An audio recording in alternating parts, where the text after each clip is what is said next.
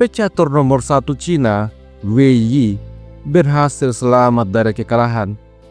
Di game ini, sebuah blunder level post ronda yang dimainkan oleh Andrei Esipenko mengantarkan Wei Yi menuju final turnamen Piala Dunia Catur 2025. Wei Yi juga mengamankan satu tempat ke turnamen kandidat.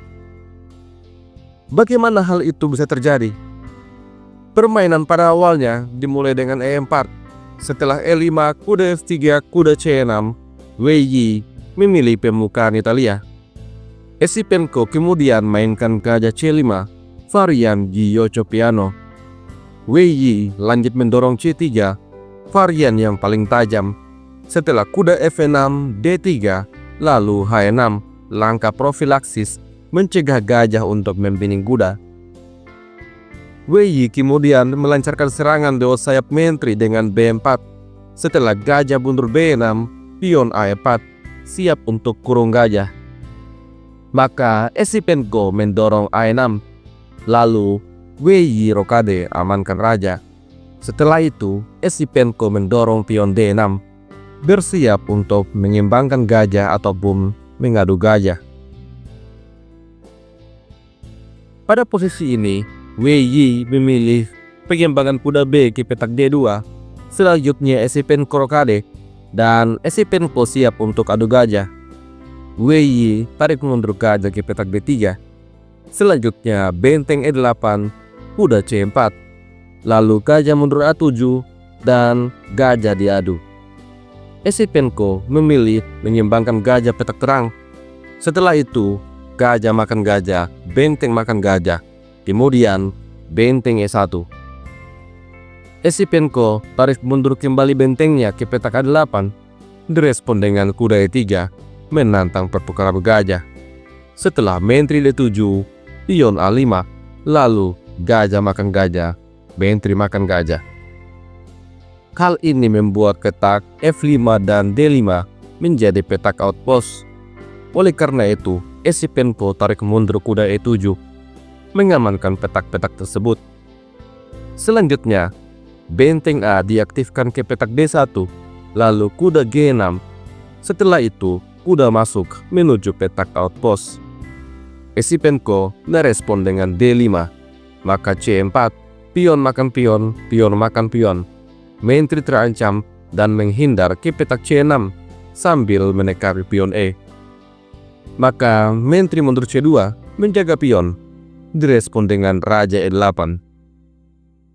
Sampai pada posisi ini, keduanya masih seimbang.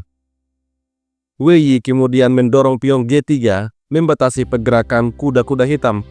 Direspon dengan benteng A D8, lanjut benteng D3, persiapan susun benteng.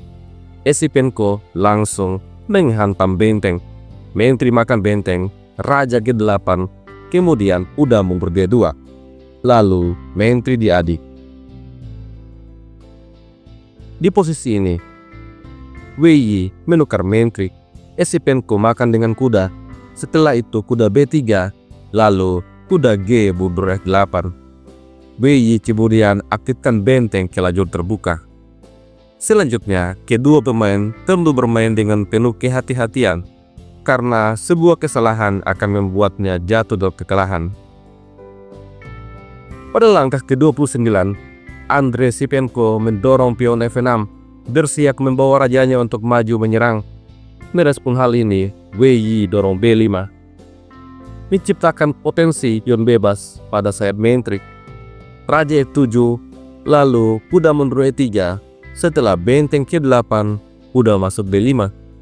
Lalu raja E8 direspon dengan kuda ke petak B4, ancaman pada pion. Esipenko tidak peduli. Dia menempatkan kuda di petak E6. Apabila pion makan pion, maka pion makan pion. Setelah misalnya kuda makan pion, hitam akan membalas dengan benteng A8. Kuda bisa mundur, tapi kemudian benteng B8.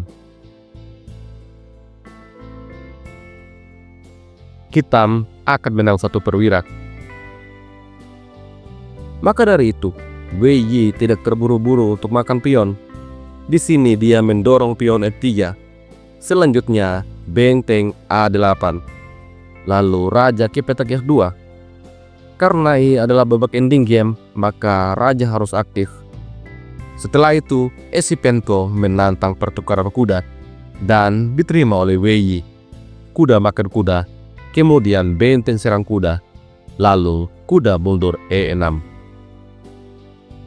Sampai dengan langkah ke-37, kedua pemain cenderung seimbang.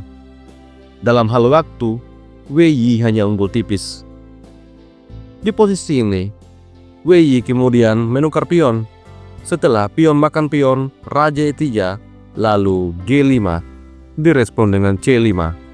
Esipenko kemudian menyerang kuda, membiarkan pionnya dimakan. Wei Yi mengambil pion, kemudian benteng kembali serang kuda, maka kuda mundur. Lalu Esipenko juga berhasil mendapatkan satu pion. Sampai pada posisi ini, menurut engine, hitam sedikit lebih unggul. Dan dari sisi waktu, Andrei Esipenko unggul 34 detik lebih banyak. Permainan kemudian berlanjut. Wei Yi mendorong pion C6 adu benteng, tapi benteng serang kuda. Setelah itu benteng jaga kuda, lalu kuda serang benteng. Benteng skak, raja E7. Kemudian kuda kembali skak, raja mendekati pion. Di posisi ini, Wei Yi menghabiskan waktu yang cukup lama. Dia kemudian mengambil pion. Sampai pada posisi ini, Andrei Esipenko unggul waktu yang sangat banyak. Dan menurut engine, posisi ini sangat bagus untuk kita. Esipenko berhasil menemukan langkah-langkah terbaik. Benteng A3 skak, raja D2, kuda makan pion skak, raja C2, kemudian raja makan pion. Esipenko berhasil unggul satu pion. Wei Yi kemudian menyerang pion yang ada di petak H6. Dan di sini Esipenko mulai membuat langkah tidak akurat. Langkah terbaik adalah raja ke petak K5. Tapi Esipenko menyerang raja. Setelah raja ke petak D3, benteng makan pion. Menurut analisa engine, posisi ini cenderung seimbang. Langkah terbaik untuk putih adalah raja ke petak E6. Akan tetapi, tekanan waktu membuat Wei Yi membuat kesalahan. Dia mainkan kuda G4 serang benteng. Namun, sekarang benteng serang pion. Esipenko kembali unggul besar. Wei Yi makan pion dengan kuda. Setelah itu benteng makan pion. Kemudian kuda F5 serang benteng. Maka benteng kembali ke petak G2. Di posisi ini, Wei Yi mengalihkan serangan pada pion C. Dan langkah ini betul-betul merupakan langkah yang sangat tidak akurat. Esipenko unggul begitu besar. Langkah terbaik untuk hitam adalah benteng ke petak A2. Setelah itu, pion bebas akan didorong. Tapi, Andrei Esipenko terlalu khawatir pada pionnya. Dia melihat bahwa Wei Yi punya ancaman kuda yang akan masuk ke petak D5 nantinya. Oleh karena itu, di posisi ini, Esipenko membawa rajanya ke petak B6. Langkah yang membuat keunggulannya berkurang.